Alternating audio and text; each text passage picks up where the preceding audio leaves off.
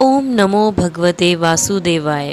दर्शकों, स्वागत है आपका हमारे YouTube चैनल दिव्य आस्था पर।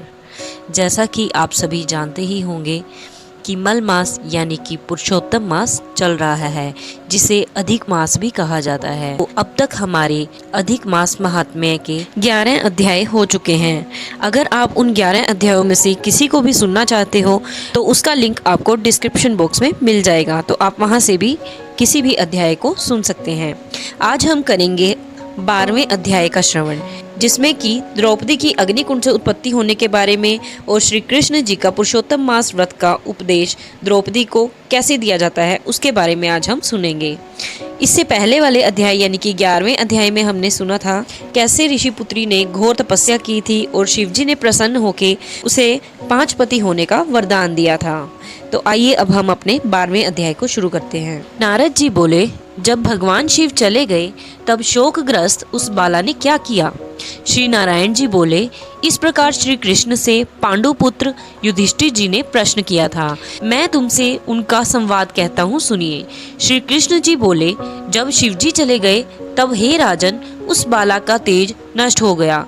इससे वह बहुत डर गई एवं ऊंची ऊंची श्वास चलने लगी और आंखों से आंसू गिरने लगे। उस तपस्विनी बालिका के हृदय में अग्नि सी जलने लगी, अंग प्रत्यंग में धड़कन सी होने लगी। अग्नि से जले पत्तों वाली बेल के समान वह झुलस गई। इस प्रकार कष्ट सहते सहते भगवान ने इसकी मृत्यु कर दी। सर्प जिस प्रकार बिल से निकलते चूहे को पकड़कर निगल जाता है, उसी प्रकार उस तपस्विनी बाला को बलवान काल ने अपने वश में कर लिया। उसी समय धार्मिक राजा यज्ञ से द्रुप यज्ञ की बहुत सी सामग्री एकत्र कर यज्ञ कर रहे थे। उन्हीं के यज्ञ करते हुए यज्ञ कुंड से वही बाला सोने की कांति वाली प्रकट हुई, जो कि हे राजन द्रौपदी नाम से विख्यात हुई।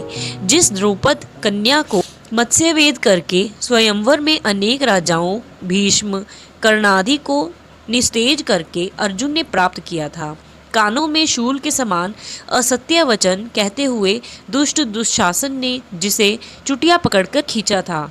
हे राजन, उस समय मैंने इसकी ओर ध्यान नहीं दिया था, क्योंकि इसने पुरुषोत्तम मास की अवहेलना की थी।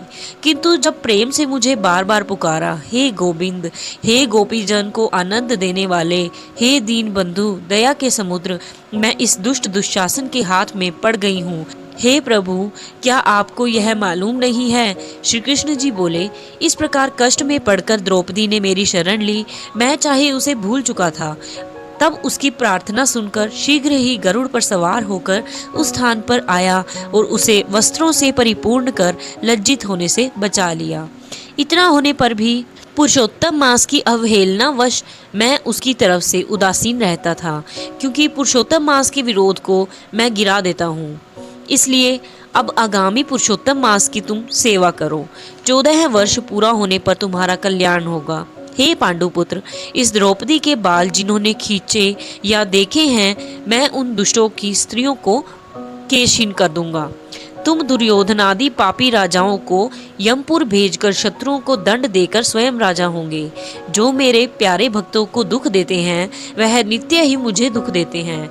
मैं उस दुष्ट की ओर देखता भी नहीं हूँ, उसे यमराज दंड देते हैं। श्री नारायण जी बोले, श्री भगवान कृष्ण ने इस प्रकार द्रौपदी एवं पांडवों को समझाया और द्वारका जाने की इच्छा से कहने लगे, हे राजन, द्वारकावासी मेरे विरह में व्याकुल हैं। मैं आज ही द्वारका जा रहा हूँ। श्री नारायण जी बोले, इस प्रकार कहकर चलने को उद्धत देखकर गदगद हो पांडव बोले, हे जनार्दन, आप हमारे जीवन दाता हैं, आप हमारी रक्षा करें। हे जगतपते, हमें कहीं भुला न देना। हमारे चित्त रूपी भ्रमरों को अपने चरण कमलों में स्थान दो, वही हमारा जीवन है। आप ही हमारे आश्रय हैं। पांडु पुत्रों के सामने भगवान श्री कृष्ण प्रेम से भरे हुए रथ में धीरे धीरे बैठ गए। पांडव कुछ दूर उनके पीछे चले, जिन्हें श्री कृष्ण ने कुछ दूर जाने पर लौटा दिया और आप द्वारका चले गए। श्री नारायण जी बोले, श्री कृष्ण के द्वारका चले जाने पर राजा युधिष्ठिर तपस्या करते हुए तीर्थों में विचरने लगे। हे ब्राह्मण, श्री भगवान के प्रिय पुरुषोत्तम मास में मन लगाकर भगवान श्री कृष्ण के वचनों को याद करके अपने भाइयों और द्रौपदी से बोले, हे भाइयों, आपने पुरुषोत्तम मास की महिमा तो सुनी ही है। पुरुषोत्तम की पूजा के बिना कैसे सुख प्राप्त हो सकता है। जिस प्राणी ने पुरुषोत्तम पूजन किया है वही भारतवर्ष में धन्य है तथा श्रेष्ठ एवं पूज्य है। इस प्रकार पांडवों ने सब तीर्थों में घूमते हुए पुरुषोत्तम मास आने पर उसका व्रत नियम पूर्वक किया। अंत में भगवान श्री कृष्ण की कृपा से 14 वर्ष पूर्ण होने पर उन्होंने निष्कंटक राज्य प्राप्त किया। इससे प्रथम भी दृढ़ धनवा सूर्यवंशी राजा पुरुषोत्तम मास के व्रत के प्रभाव से बड़ी सुख समृद्धि, पुत्र पौत्रादि का अपूर्व सुख तथा अनेकों भोग कर बड़े बड़े योगियों को दुर्लभ भगवान के लोक को प्राप्त हुआ। हे मुनि, इस मास का महात्म्य करोड़ों कल्प बीतने पर भी मुझ में कहने की सामर्थ्य नहीं है। श्री बृहदनारदीय पुरुषोत्तम मास महात्म्य 12वां अध्याय समाप्तम। तो दर्शकों, यह था पुरुषोत्तम मास महात्म्य का 12वां अध्याय। इसके बाद जो अध्याय है यानी कि 13वें अध्याय में हम सुनेंगे चित्रधर्मा का वैकुंठ गमन करना तथा दृढ़ धनवा राजा की कथा को। तब तक के लिए जय श्री हरि। तो दर्शकों, अगर आपको यह वीडियो पसंद आई हो तो प्लीज़ इस वीडियो को लाइक कीजिए और अपने फ्रेंड्स और रिलेटिव्स के साथ शेयर कीजिए और साथ ही चैनल को सब्सक्राइब ज़रूर कर लीजिएगा ताकि जो भी कोई न्यू वीडियो अपलोड की जाए तो उसका नोटिफिकेशन आपके पास समय अनुसार पहुंच जाए।